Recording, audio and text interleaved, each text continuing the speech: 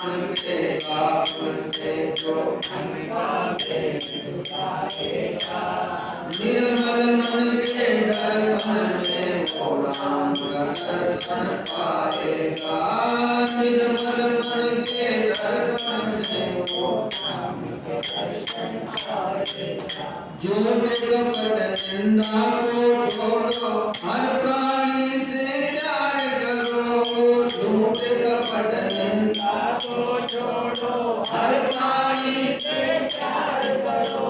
गया ये संतों की सेवा से न कभी इनकार करो।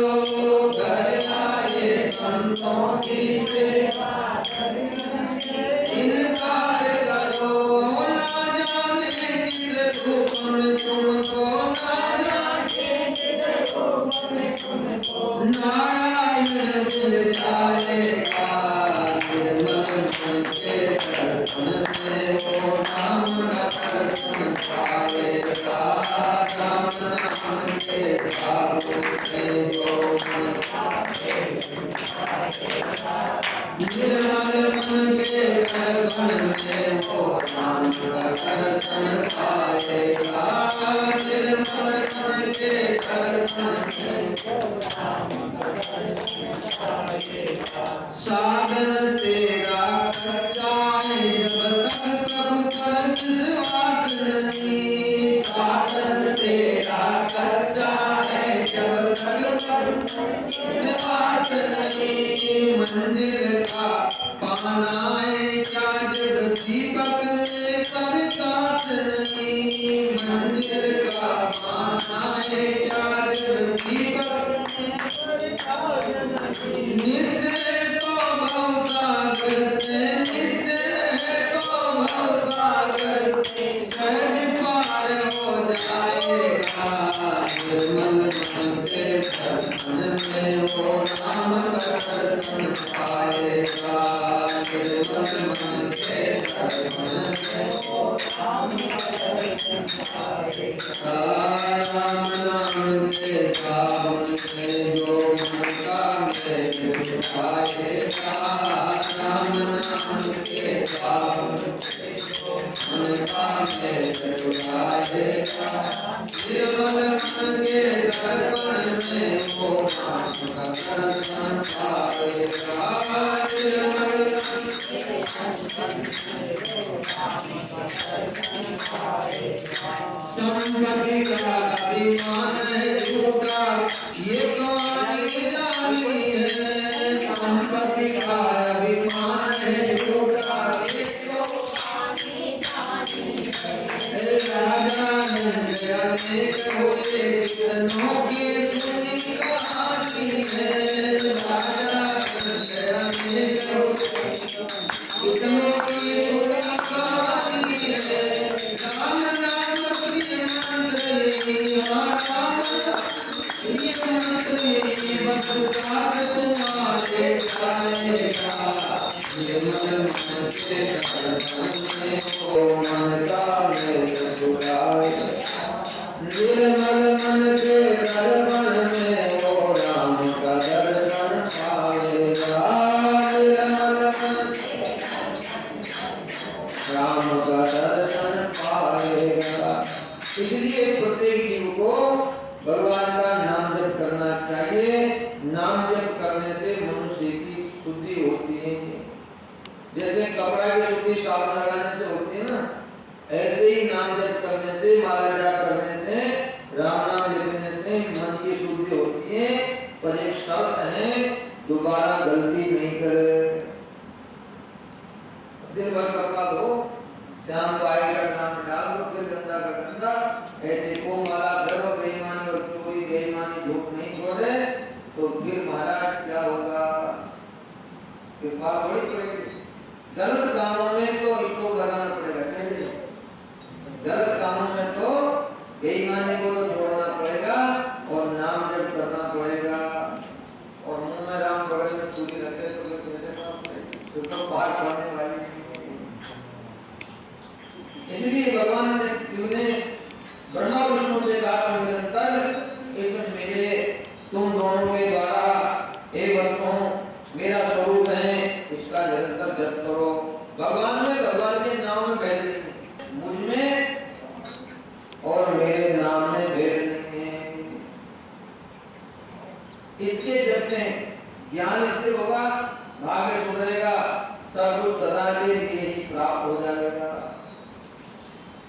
बताई आद्रा नक्षत्र से चतुर्दशी को जो प्रणव का जप किया जाए तो अक्षय फल देने वाला होता है।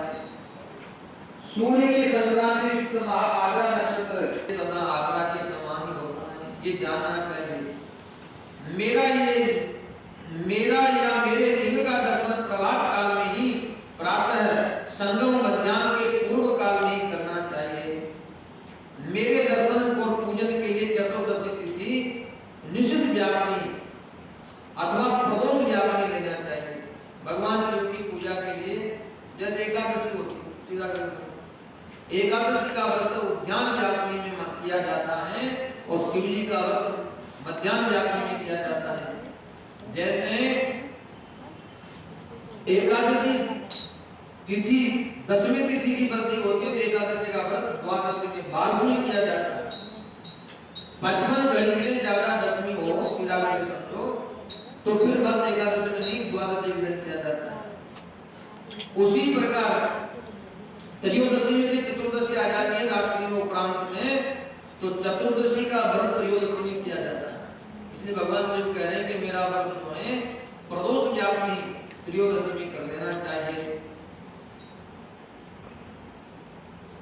यहाँ पूजा करने वालों के लिए मेरी मूर्ति तथा लिंग दोनों समान है, फिर भी मूर्ति की अपेक्षा लिंग का स्थान श्रेष्ठ है।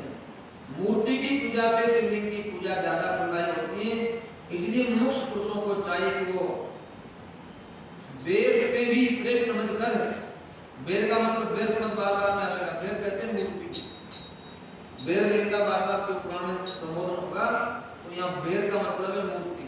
मूर्ति से भी श्रेष्ठ लिंग को समझना चाहिए, इसलिए शिवलिंग का पूजन प्रत्येक लिंग को करना चाहिए। लिंग का ओंकार मंत्र से, अब यहाँ जो वेद बता दिया पूजा करने वालों के लिए, लिंगम ओंकार मंत्रेण वेरम पंचाक्षरेण तो स्वयमेव ही सद्द्रव्ये प्रतिष्ठापन फलेरपि। भगवान की जो है प्रतिमा है, जो वेद है, मूर्ति है, उसका पूजन तो ओंकार से, लिंग का पूजन तो ओंकार से, मूर्ति का पूजन तो पंचाक्षर मंत्र से करना चाहिए। नहीं समझ में आई बात? जैसे शिव जी की मूर्ति है, यहाँ तो शिवलिंग बना हुआ, ऊपर जो प्रतिष्ठित है वो शिव जी की मूर्ति है। अब मूर्ति की यदि हम पूजा करेंगे तो नमः शिवाय चंदनम समर्पयामि, नमः शिवाय जलम समर्पयामि, ऐसे करना पड़ेगा। और लिंग में जो है केवल ओंकार का जप करके ओम जलम समर्पयामि, ओम चंदनम समर्पयामि, ओम वस्त्रम समर्पयामि, ओम फलम समर्पयामि, ऐसे लिंग का पूजन ओंकार से करना चाहिए और मूर्ति का पूजन पंचाक्षर मंत्र के द्वारा करना चाहिए। जिनको वेद मंत्र आता है वो अलग अलग मंत्रों से करेंगे, पर सर्वसाधारण के लिए विशेषता है शिवलिंग का पूजन ओंकार से करें और मूर्ति का पूजन पंचाक्षर मंत्र के द्वारा करें। बोल शंकर भगवान। ये तो मिलता है कथा सब कुछ मिलता है। कथा नहीं सुनेंगे तो ज्ञान कैसे होगा? तो काका जी जैसे कर रहे हैं वैसे भतीजा जी कर रहे हैं, पता ही नहीं क्या कर रहे हैं। यहाँ लिखा है शिवलिंग की स्वयं स्थापना करके, या तो शिवलिंग स्वयं स्थापना करें या दूसरों के द्वारा स्थापना करवा के उत्तम द्रव्य से उपचारों से पूजा करनी चाहिए, इससे मेरा पद सुलभ हो जाता है। इस प्रकार उन दोनों शिष्यों को उपदेश देकर के भगवान शिव वहां से अंतर ध्यान हो गए। बोल शंकर भगवान की। ऋषिगण बोले कि सूत जी, शिवलिंग की स्थापना कैसे करनी चाहिए, भगवान शिव की मूर्ति की प्रतिष्ठा कैसे करें, उसका लक्षण क्या है तथा उसकी पूजा कैसे करनी चाहिए, किस देश में करना चाहिए, किस कालमाने समय में करना चाहिए और किस द्रव्य के द्वारा शिव जी का निर्माण होना चाहिए। बड़ा सुंदर प्रश्न किया। आप हमको शिवलिंग की स्थापना, उसके लक्षण, पूजन की विधि, शिव पद की प्राप्ति कराने वाले सत्कर्मों का विवेचन करें। सूत जी महाराज ने कहा कि देखो मैं सुनो, आप लोगों के इस विषय का वर्णन करता हूं, ध्यान देकर समझिए। अनुकूल एवं शुभ समय में किसी पवित्र तीर्थ में, नदी के तट पर, या तो पवित्र तीर्थ में शिवलिंग बनावे या नदी के तट पर शिव जी की स्थापना करे, अथवा रुचि के अनुसार जहाँ शिवलिंग की स्थापना करनी चाहिए वहाँ लिंग के ही पूजन हो सके, ऐसी जगह भगवान शिव की मूर्ति की प्रतिष्ठा करें। पार्थिव द्रव्य से पहला शिवलिंग बताया, पार्थिव माने पाषाण से, जलमय द्रव्य से जल से भी, धातु में जल में भी शिव जी की पूजा की जा सकती है। धातुमय पदार्थ से अपनी रुचि के अनुसार कल्पोक्त लक्षणों से किसी शिवलिंग का निर्माण करके उसकी पूजा करने से उपासक को उसका पूजन का पूरा फल प्राप्त होता है। संपूर्ण शुभ लक्षणों युक्त शिवलिंग तत्काल पूजा का फल देने वाला है। यदि जल प्रतिष्ठा करनी हो तो उसके लिए छोटा शिवलिंग, जल माने पूजा करके उसको नदी में विसर्जित कर दिया, मिट्टी का बना करके। और यदि अचल प्रतिष्ठा करनी हो तो स्थूल लिंग बढ़िया शिवलिंग का श्रेष्ठ माना जाता है। उत्तम लक्षण युक्त पीठ सहित शिवलिंग की स्थापना करनी चाहिए। शिवलिंग पीठ मंडलाकार, गोल, चौकोर, त्रिकोण अथवा खटकान के आकार का ऊपर गोलता आगे लंबा होना चाहिए। ऐसा लिंग पीठ मान फल देने वाला है। नीचे जो जलेरी होती है उसको पीठ बोलते हैं। पहले मिट्टी प्रस्तर आदि से अथवा लोहे आदि से लोहे का शिवलिंग बना सकते हैं। शिवलिंग का निर्माण करना चाहिए। जिस द्रव्य से शिवलिंग निर्माण हो उसी से पीठ बनना चाहिए। अपने जो पीतल चढ़ाई है ना, निषेध है शिव पुराण के अनुसार, बोल शंकर भगवान की। यदि पत्थर का शिवलिंग है, लिखा है शिव पुराण में, ये न लिंगेन तेन पीठम स्थावरम विशेषते। नंदीश्वर भगवान कह रहे हैं, शिव जी महाराज कह रहे हैं, जिस धातु से लोहे का शिवलिंग बनाया है तो लोहे से ही जलेरी बनना चाहिए, जो पीठ है। और यदि धातु से बनाया, सोने चांदी का, पीतल का, तांबे का बनाया है, उसी धातु से उसका पीठ का शिवलिंग का निर्माण होना चाहिए।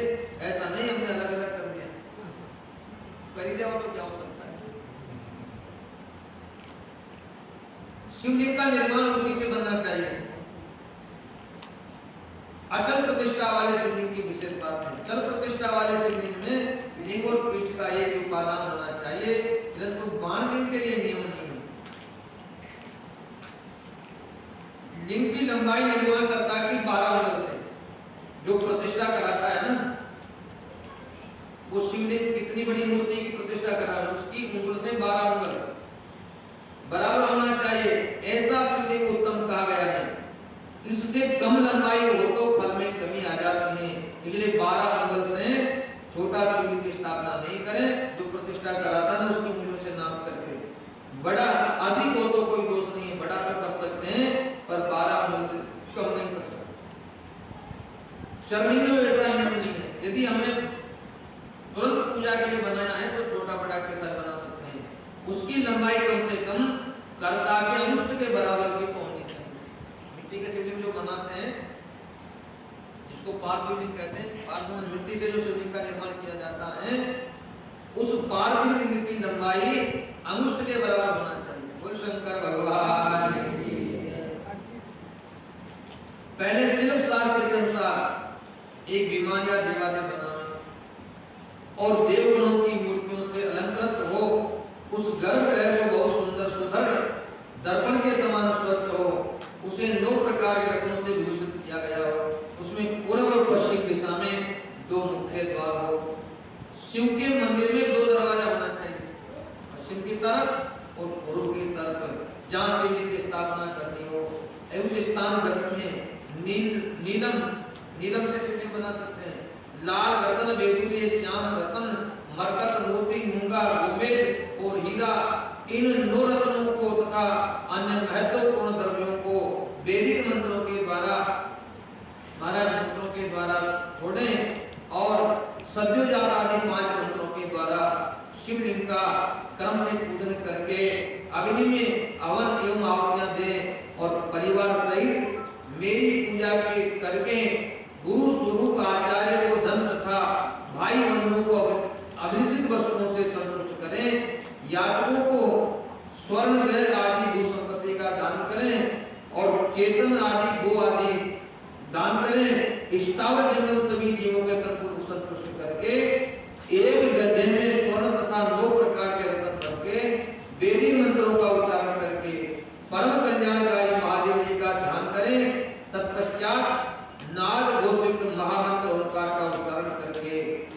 गड्ढे में शिवलिंग की स्थापना करके उसी पीठ में संयुक्त करे।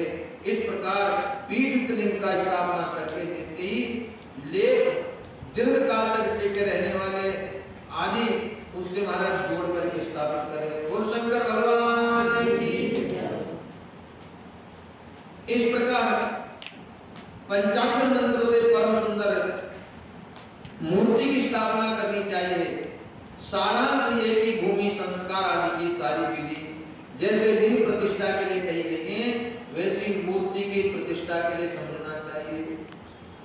अंतर इतना है कि लिंग प्रतिष्ठा के लिए प्रणव के उच्चारण का विधान है, परंतु मूर्ति प्रतिष्ठा के लिए पंचाक्षर मंत्र का विधान करना चाहिए। अब एक और बात बताई, बोले एक तो होती है अचल प्रतिष्ठा, दूसरी शिवरात्रि आदि पर भगवान की सवारी निकालने के लिए मूर्ति की स्थापना भी आवश्यक करना चाहिए, क्योंकि शिवलिंग जो अचल प्रतिष्ठा कर दी तो वहां से हिलजुल नहीं हो सकता, वहां बाहर ले जाने के योग्य नहीं है। मूर्ति में महादेव जी की पूजा शिव पद प्रदान करने वाली होती है। स्थावर जंगम के भेद से लिंग भी दो प्रकार का कहा गया है। वृक्ष लता आदि स्थावर लिंग कहते हैं, कर्मी कीट आदि को जंगम लिंग कहते हैं। सींचने आदि के द्वारा स्थावर लिंग की सेवा करनी चाहिए और जंगम को लिंगहार एवं जल आदि के द्वारा प्रकट करना चाहिए। अब ये तो एक मूर्ति की पूजा बताई, दूसरा बताया वृक्षों में भी स्थावर और जंगम दो प्रकार के शिव जी की पूजा होती है। दो प्रकार से कैसे होती है? यदि वृक्ष हैं तो शिव मान करके वृक्ष में जो जल दिया है ये स्थावर में भगवान शिव की पूजा की गई है। और कर्मी कीट आदि चींटी के लिए चुगा डालना, मछली के लिए आटा डालना, ये भगवान शिव की पूजा उसी में भी हो जाती है। इसलिए स्थावर और जंगम दो प्रकार की पूजा भी करना जीव को उचित है। वृक्षों में जल देना ये भी शिव पूजा है, और पक्षियों को कीट आदि जो पक्षी ये कीट हैं, चींटी आदि हैं, इनके लिए चुगा डालना भी, पक्षियों को चुगा डालना भी, ये भी एक प्रकार से भगवान की सेवा है। बोल शंकर भगवान।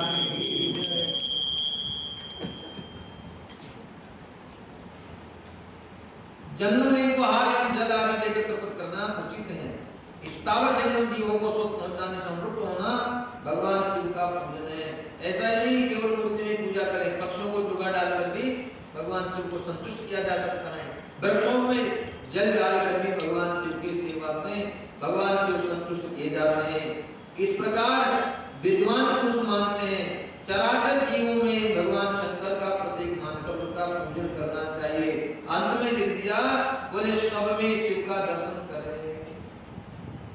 प्रत्येक जीव में भगवान शिव मान करके प्रत्येक जीव की सेवा करना, सबको नमस्कार करना, सबको शिव समझकर आदर करना, ये भगवान शिव की श्रेष्ठ सेवा है। सेठ जी समझ में आ रही है एक बात? ब्राह्मण से लेकर के चांडाल तक, चींटी से लेकर हाथी तक, सबके अंदर भगवान है।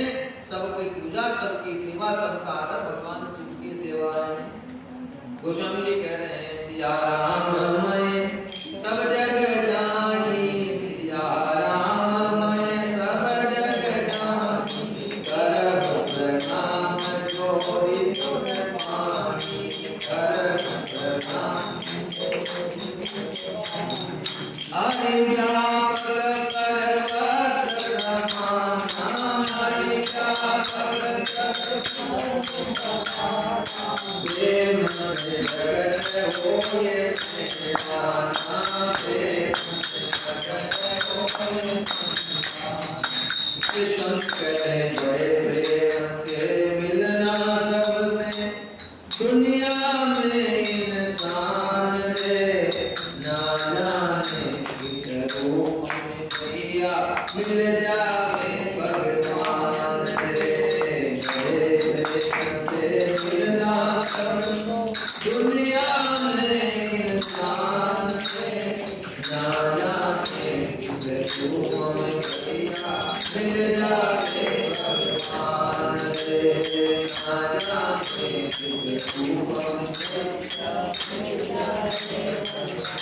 हमारे भारत के संतों ने गधे में से शिव जी महाराज को प्रकट कर दिया। बोल शंकर भगवान की जय। श्री एकनाथ जी महाराज सौराष्ट्र के महाराष्ट्र के महान संत हुए। ये तो कलयुगी घटना है, ज्यादा पुरानी बात नहीं है। कलयुगी घटना है। सौराष्ट्र के महान संत श्री एकनाथ जी महाराज गंगोत्री गए और गंगोत्री जाकर के गौमुख से शिव जी को चढ़ाने के लिए 1400 किलोमीटर यात्रा करके और महाराज शिव जी को जल लेकर के गंगा जल चढ़ाने के लिए महाराज रामेश्वरम जा रहे थे। पार्वती मैया ने भगवान भोले बाबा से कहा, महाराज ये बम बम करते कावड़ लेकर के तुम्हारे भक्त आते हैं, बेचारे कावड़ लेकर आते हैं, कितनी तकलीफ उठाते हैं आपकी सेवा करने के लिए, पर आप किसी से बात ही नहीं करते। भगवान शिव ने कहा ये भक्त नहीं है तो ये तो देखा देखी कर रहे हैं, मेरे को पसंद नहीं है। पार्वती ने कहा कैसे मानूं, चलो लीला करते हैं। भगवान शिव तो गधे का रूप ले लिया और पार्वती महाराज उस गधे की मालिकी का रूप लेकर के अब गधा महाराज बेहोश स्थिति में पड़ गया, मुंह में से झाग निकलने लगे और सवेरे से बैठी पार्वती गधे के पास और जो भी कावड़ वाले निकले उनसे कि भैया एक चोरू जल मेरे गधा के मुंह में डाल दे, मेरे इसके प्राण बच जाएंगे। तो महाराज किसी ने भी जल नहीं डाला। अनसंत बातें और करे पार्वती गधा के पास, क्या करेगी तू, चल हमारे साथ, ये क्यों बैठी। पूरे लोग निकल गए, सब भक्त निकल गए।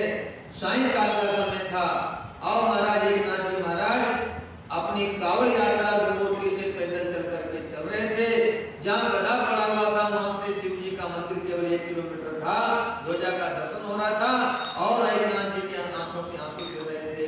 आज मेरी यात्रा सफल हो जाएगी, आज मेरा गंगा जल शिव जी को चढ़ जाएगा।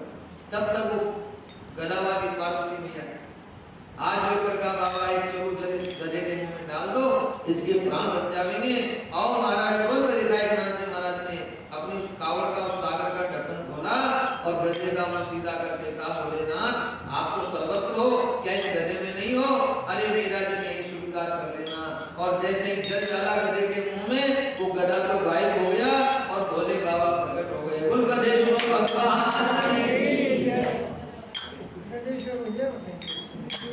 शिव जी महाराज ने दर्शन दिया और पार्वती से कहा, बोली ये भगत सर्वत्र मेरा दर्शन करने वाला भक्त मुझे प्रिय है। इसलिए मूर्ति में हमने पूजा कर ली, मूर्ति पूजा का विरोध नहीं है, मूर्ति की पूजा हमने की, करना ही चाहिए, परंतु ये साधारण पूजा है। फिर संत ब्राह्मण को हमने भगवान का स्वरूप मान करके नमस्कार कर लिया, उनका आदर किया, सेवा की संत ब्राह्मण की, ये भगवान की दूसरे नंबर की पूजा है। पर सच्ची पूजा तो वो है सर्वत्र सबके अंदर भगवान का दर्शन हो।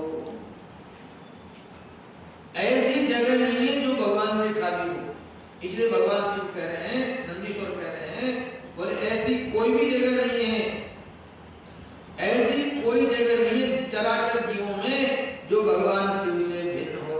इसलिए भगवान शंकर के प्रतीक मान करके सबका पूजन करना चाहिए।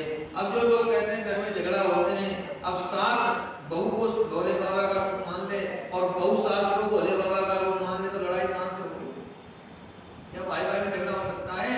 क्या पड़ोसी में झगड़ा हो सकता है? यहाँ लिखा है सर्वत्र भगवान शिव है, शिव से भिन्न कोई नहीं है। कहना अलग बात है और जीवन में उतारना बड़ा कठिन है। बोल शंकर भगवान की जय। अब देखिए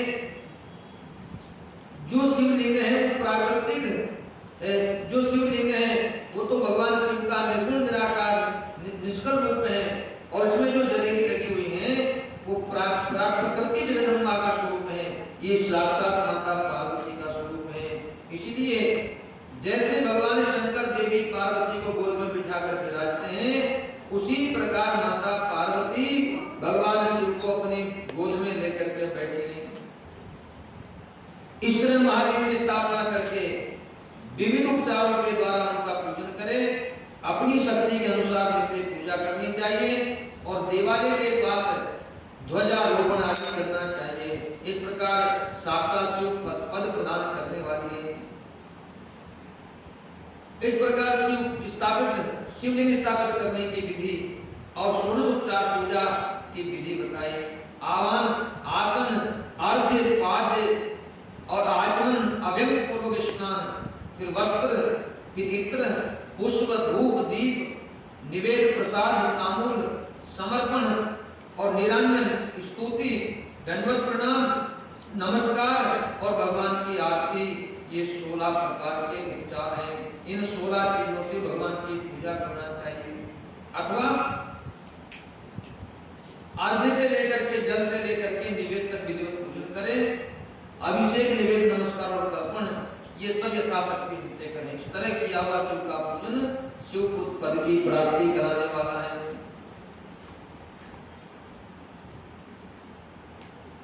मनुष्य के द्वारा स्थापित शिवलिंग, ऋषियों के द्वारा स्थापित शिवलिंग, देवताओं के द्वारा स्थापित शिवलिंग, अपने आप प्रकट स्वयंभू लिंग में के द्वारा नूतन स्थापित शिवलिंग में उपचार से, समर्पण पूर्वक, जैसे तैसे पूजन करने से या पूजन की सामग्री देने से जो भी मनुष्य ऊपर जो कुछ कहा गया है वो सारा फल प्राप्त कर लेता है। परिक्रमा और नमस्कार करने से भी शिवलिंग शिव पद की प्राप्ति कराने वाला है। यदि कुछ भी नहीं है तो केवल शिव जी की परिक्रमा लगा लो और शिव जी के चरणों में दंडवत प्रणाम कर लो, इतना तो कर सकते हो।